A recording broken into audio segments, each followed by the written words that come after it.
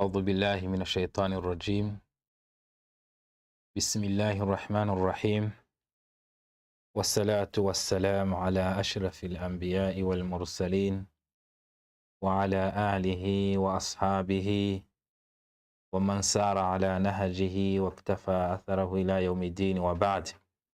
أحباب رسول الله، في هذا الصباح أحييكم بتحية أهل التقوى والإيمان. السلام عليكم ورحمة الله وبركاته. ما زلنا في شرح كتاب الوابل الصيب ورافع الكلم الطيب لشيخنا ابن القيم الجوزية رحمه الله. banje izina ry'Imana nyirimpuhwe nyinshi, nyirimbabazi nyinshi, nyagasani w'ibiremwa byose, ari nawe ukwiye ikuzo n'ishimwe. Nshuti bakunze ibintumwa y'Imana, amahoro n'umugisha by'Imana bibane namwe. Turacyari gusobanura igitabo Al-Wabil Sayyib wa Rafi'ul Kalmi Tayyib. Nk'uko ubona ibisobanuro by'iki gitabo mubigezweho nanjye Sheikh Musa Habarurema, ni ukugerageza, by'ukuri ni ukugerageza. Ntabwo navuga ko ibisobanuro by'iki gitabo mbigeraho byose 100%, ariko ni ukugerageza kwibukiranya ngo mwibutse urwibutso rugira abemeramana akamaro. Bemeramana rero bakunze ibintumwa Muhammadi, turasaba Allah subhanahu wa ta'ala ko yatugenda imbere akatumurikira kugira ngo tubashe kubagezaho ibisobanuro byongera imani ndetse n'urumuri mu kwizera. Nk'uko twagiye tubibasezeranya rero, uyu munsi tugeze ku page ya 56 muri kitabu Al-Wabil Sayyib wa Rafi'ul Kalmi Tayyib.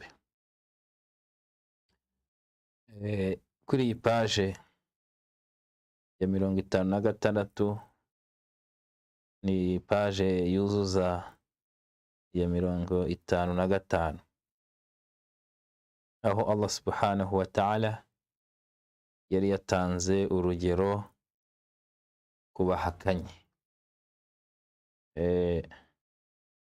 Ibn Qayyim yavuze ati: wa qala ta'ala fi haqqi al-kuffar fahum la yaqilun لأنهم لا يعقلوا الإسلام ولا دخلوا فيه ولا استناروا به ولا يزالون في ظلمات الكفر. Ibn Qayyim yatubwiye ko Imana yatanze urugero, itanga urugero ku bahakanyi. Ibi batangaho urugero rw'uko nta bwenge bafite. Qala fahum la yaqilun, Imana iravuga ngo mu by'ukuri bo nta bwenge bafite. li'annahum la yaqilu al-islama, kubera ko badasobanukiwe ubuyisilamu. wala dakhalu fihi, ntibanabashije no kubwinjiramo. wala stanaru bihi, nta nubwo bagendeye ku rumuri rwabo. Isilamu ntiyabamurikiye ko batashatse nabo batemeye kugendera muri urwo rumuri wa Isilamu. wala yazaluna fi dhulumati al-kufr, ndetse baracyari mu mwijima w'ubuhakanyi. Summun bukmun umuyun, bafite ubumuga bwo kutumva, kutabona, kutavuga. Subhana man ja'ala kalamahu li adwa'i sadri shafiya. Ibn Qayyim akomeza avuga ati: ubutagatifu n'ubwa Allah, n'ubw'Imana yo yagize amagambo yayo umuti w'ibituza. Wa ila al-imani wa haqa'iqihi munadiya. Kandi aya magambo ye nyir'ubutagatifu Allah ahamagarira abantu ukwizera n'ukuri kwako. Wa ila al-hayati al-abadiyya. Aya magambo kandi ahamagarira kugana ubuzima buhoraho, ubuzima al-hayatu al-abadiyya wa na'imi al-muqimi da'iyan. Kandi amagambo ya Allah ahamagarira abantu kugana mu nema zihoraho. Wa ila tariqi rashadi hadiyan. Amagambo ya Allah ni Qur'ani wavanywe tuvuga. Iyo tuvuga amagambo ya Allah ni biha kitabuhu wa wahyu. Tuvuga amagambo ya Allah tuba turi kuvuga igitabo cye n'irihishura yahishuriye intumwa Muhammad sallallahu alaihi wasallam. Bityo rero wa ila tariqi rashadi hadiyan, iki gitabo cya Qur'ani, aya magambo ya Allah ayobora inzira igororotse. Laqad asma'a munadi al-iman law sadafa adhanan wa'iya. Uhamagarira ukwemera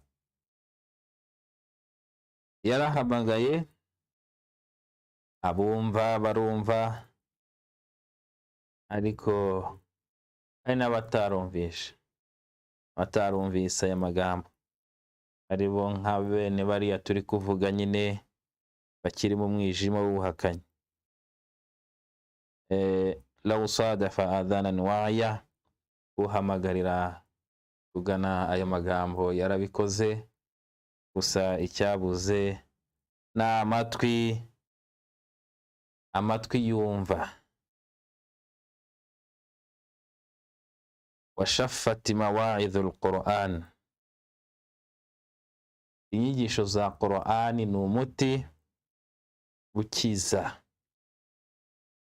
Mawa'idhul Qur'an ni umuti ukiza. Abanyweye uyu muti shafati mawa'idhul Qur'an, bakize indwara ziba mu mitima. Twabonye yuko umutima ugira indwara za shahawa, ugira indwara za al-hawa, shubuhat, indwara nyinshi. Imitima rero yabashije kunywa uyu muti, imitima yabashije kwakira Qur'ani shafati, yarakize ubwo burwayi bw'irari, uburwayi bw'amarangamutima. Shafati mawa'idhul Qur'an law wafaqat quluban khaliya. Qur'ani ni umuti ukiza indwara zo mu bituza, ariko hari imwe mu mitima itarakiriye iyi Qur'ani, imitima y'aba bandi twahoze tuvuga. walakin asfat ala alqulub ahwiyat ash-shubuhat wash-shahawat fa-atfa'at masabihuha. Hari imitima igendera kuri shahawa, hari imitima igendera kuri shubuha. Iyi mitima rero ikurikiye ibyo irarikira, atfa'at masabihuha, niyo mitima niyo yazimije cyangwa se izimya masabihu, hadhihi alkalam, imitima yazimije amatara y'aya magambo ya Allah subhanahu wa ta'ala. Imitima yazimije cyangwa se itarakiriye Quran, iyo mitima nigendera muri shahawat wa shubuhat. Ikibazo gisigara, ese muri twe mu basilamu ntabagendera ku marare, abagendera ku marangamutima? Aho niho hari ikibazo. Ese nimba hari abagendera ku marangamutima, abagendera ku irari, ibyo nigeze kuvuga ko ari emotional desires, abagendera kuri emotion z'ibyifuzo by'imitima biri negative, salbiya. Iyo tuvuga amarangamutima, nabwo tugomba gusobanura ko ari amarangamutima ari salbiya wa ijabiya. Amarangamutima ari ijabiya ma wafaqati kalama rabbi subhanahu wa ta'ala. Amarangamutima meza ni amarangamutima ajyana n'amagambo ya Allah subhanahu wa ta'ala. Aho amarangamutima mabi, negative emotional desires, amarangamutima mabi anyurana n'amagambo ya Allah subhanahu wa ta'ala. Ayo niyo atfa'at masabihul iman, niyo yazimije amatara ya iman. Watamakkanat minha aidil ghafla wal jahala, abasha.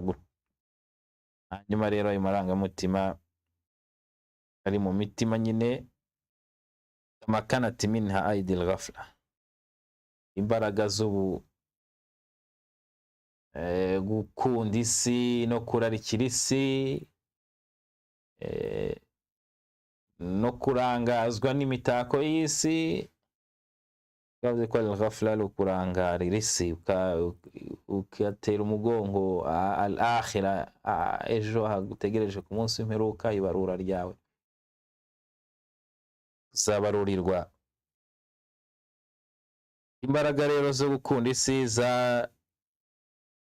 zaganjeje amagambo ya Allah, wal jahala n'ubujiji, fa aghlaqat abwaba rushuduha, zikumira amarembo yo kuyoboka amagambo ya Allah subhanahu wa ta'ala.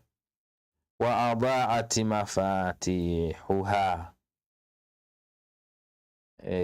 izi mbaraga z'ubujiji zataye imfunguzo zo gusobanukirwa, imfunguzo za imani. Warana alayha kasba falam yanfa fiha alkalam, niyo mitima yagize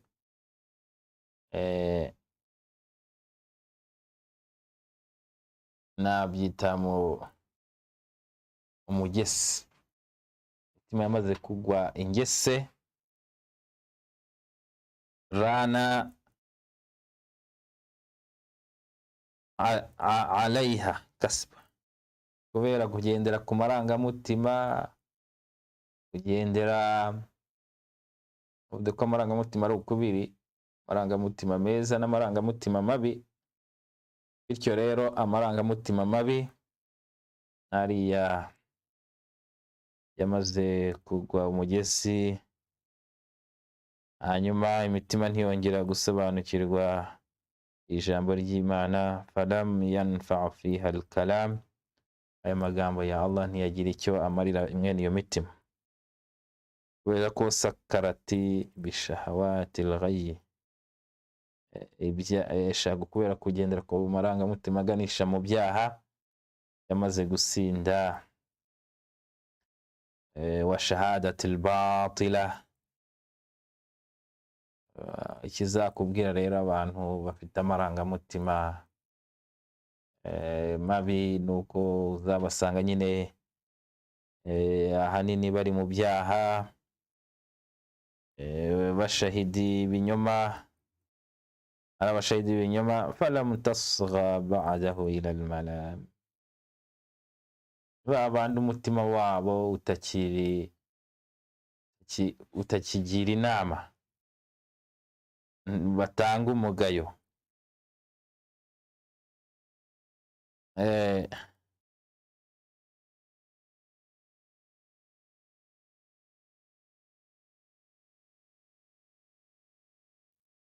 matati fi bahari aljahl walghafla, ni imitima bafite imitima nk'ingiyi imitima yabo yarapfuye, iri mu fi bahari aljahl, iri mu nyanja y'ubujiji, walghafla no gukunda isi, wa asarra alhawa wa shahwa, bafite mwene imitima bamaze kugirwa abacakara birari, wa shahwa, asarra alhawa wa shahwa, alhawa wa shahwa asaratuhu, amarangamutima navuze, shahawa, emotional desires, bya byumviro mvamutima biri negative, byamaze kugira imitima yabo imbohe. Ibn Qayyim rero avuga ngo wa mali jarhi bimayiti ilam, imitima yamaze gupfa, matat, yarapfuye, iri mwijima w'ubujiji no gukunda isi. Iyo mitima ni imitima ya al-kuffar. Rero mwene nk'aba ngaba bafite imitima zityo, bagendera mu marangamutima ye gukunda isi no kurarikira iby'isi, bari mu mwijima w'ubujiji no mu nyanja y'ubuyobe. ali jarhi bimayiti ilam, kubaburira ngo bakire ijambo ry'Imana baryumve, ntago baryumva banaryakira neza, kubera ko barapfuye nyine, imitima yabo yarapfuye. Rero ntibashobora kumva ukuri kubera ko bapfuye. Hano avuga Ibn Qayyim avuga ngo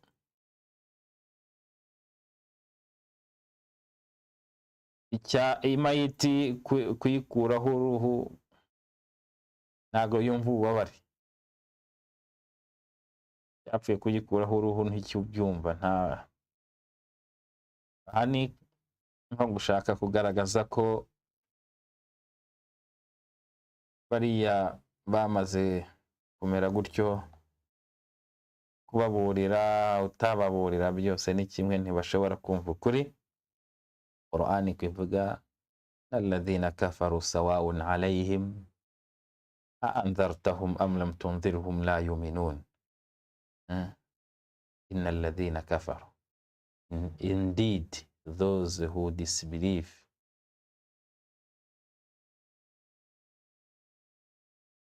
a'anzartahum am lam tunzirhum, whether you want them or you do not want them, la yu'minun, and they will not believe you.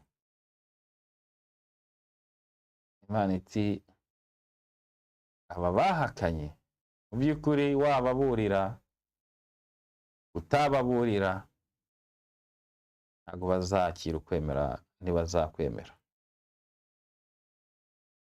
Rero Imana yabatanzeho urugero, iravuga ngo wal mathalu thani qawluhu ta'ala aw kasaybi minas samai fihi dhulumat wa ra'du wa barqu yaj'aluna asabi'ahum fi adani minas sawiqi hadha al-maut wallahu muhitun bil kafirin.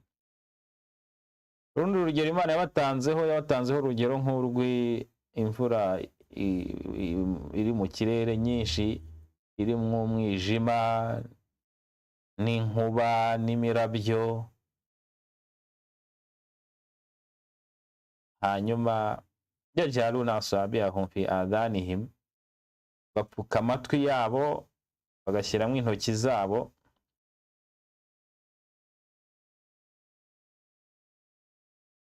hano harimwo ibyo twita itlaqu al-kulli wa iradatu al-ba'd, kuko ntago washyira intoki zose mu matwi, umwenge w'ugutwi ni muto, urutoki rumwe ngira ngo ntirwakwinjiramo rwose, ariko hano ni itlaqu al-kulli wa iradatu al-ba'd, kuvuga ko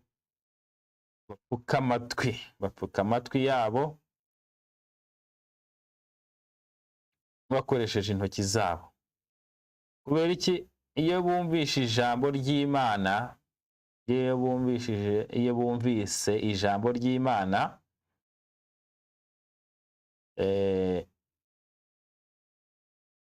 bumva rimeze nk'ikintu kije kubarimbura, bimeze nk'iyo mvura iri kugwa mu kirere, irimo umwijima mwinshi, harimo imirabyo, harimo inkuba, harimo radun shadid. Bityo rero bagapfuka amatwi yabo bakoresha intoki zabo, mina sawaiki hadara al-maut, birinda ko bapfa. Ariko icyo nabatangariza nuko Imana ivuga ngo wallahu muhitun bil kafirin, Imana igose abahakanyi aho bazayicikira. Yakadu al-barqu yakhtafu absarahum, wa maso yabo arenda guturumbukamo. Wara'adan 'aziman wa dhulmatin fastawhasha min dhalika wa khafu minhu wa khafa minhu. Ni inkuba zikaze zirimo